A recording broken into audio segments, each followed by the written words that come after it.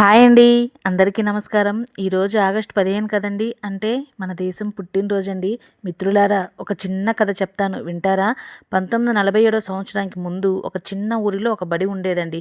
ఆ బడిలో టీచర్ ప్రతిరోజు పిల్లలతో జై హింద్ అని అనిపించేవారు.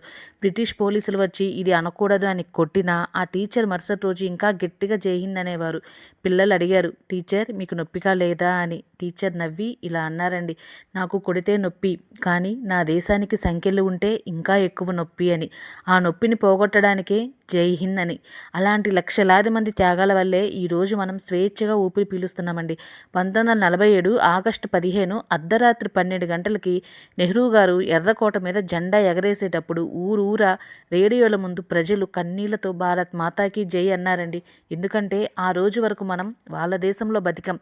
ఆ రోజు నుండి మన దేశంలో మనం బతకడం మొదలుపెట్టామండి. కానీ మిత్రులారా, ఒక ప్రశ్న, మనం స్వతంత్రం అయ్యామా అంటే అవుననే అంటాం. ఎందుకని? బ్రిటిష్ వాళ్ళు వెళ్ళిపోయారు.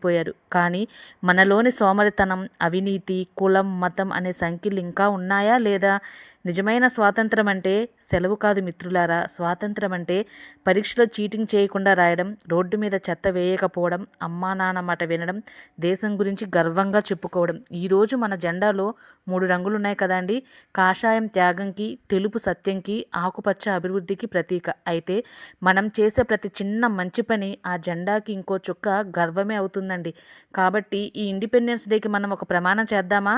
నేను చదువుతాను, నేను ఎదుగుతాను, నా దేశాన్ని ఎదిగిస్తాను అని. ఎందుకంటే మనం బాగుంటేనే మన దేశం బాగుంటుందండి. జై హింద్, వందే మాతరం, భారత్ మాతాకి జై. ఎలా ఉందండి? నచ్చిందా? నచ్చితే లైక్ చేసి, షేర్ చేసి, సబ్స్క్రైబ్ చేసి